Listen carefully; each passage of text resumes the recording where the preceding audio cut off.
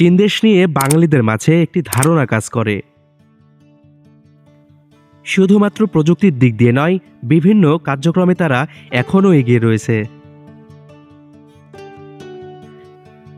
আজকের এই ভিডিওতে আমরা চীনের বিভিন্ন রকম গুরুত্বপূর্ণ কিছু স্থাপনা এবং কিছু জায়গা নিয়ে কথা বলবো।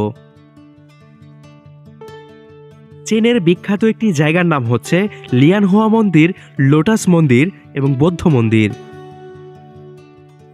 ভেতরে ঢুকলেই অনেক কিছুই দেখা যায়, তবে সবথেকে চমকপ্রদ বিষয় হচ্ছে পাহাড়ের মতো ছোট ছোট এই উঁচু উঁচু পাথরের ঢিবিগুলো আসলেই অনেক কিছু জানান দেয়।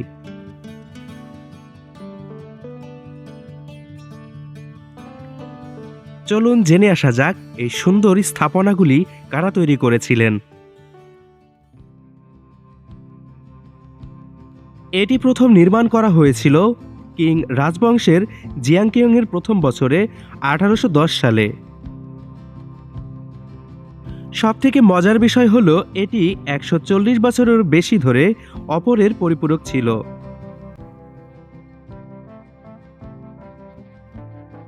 পরবর্তীতে এটি 1934 সালে ইউনান প্রাদেশিক চেয়ারম্যান এবং ইউএনের নির্দেশে পুনর্নির্মাণ করা হয়েছিল।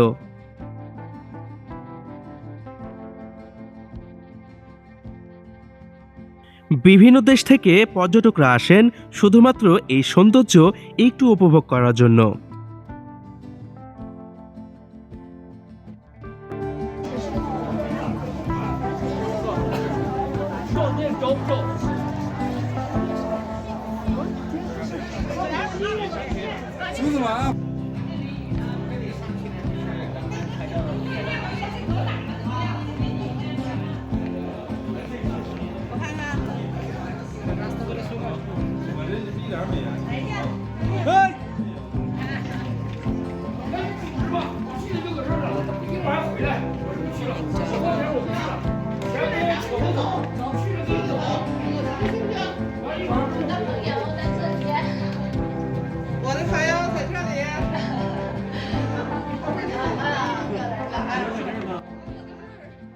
মূলত এখানে দেখার মতো তেমন কিছু না থাকলেও পাথরের তৈরি এরকম উঁচু উঁচু পাহাড়গুলো দেখে মন ভরে যায়।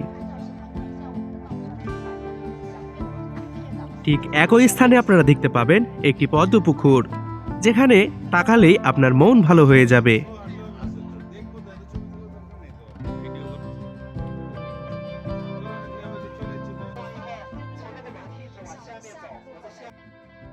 এবার আমি আপনাদের দেখাবো চীনের আরেকটি গুরুত্বপূর্ণ জায়গা।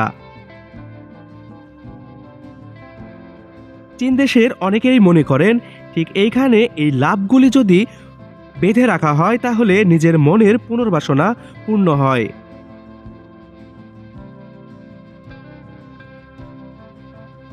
পর্দায় ঝুলিয়ে রাখা যে লাভগুলি দেখতে পাচ্ছেন, এগুলি কেউ না কেউ এসে এখানে রেখে দেয়। মনের অপূর্ণ ইচ্ছাগুলি পূরণ করার জন্য চাইনিজদের এত আয়োজন।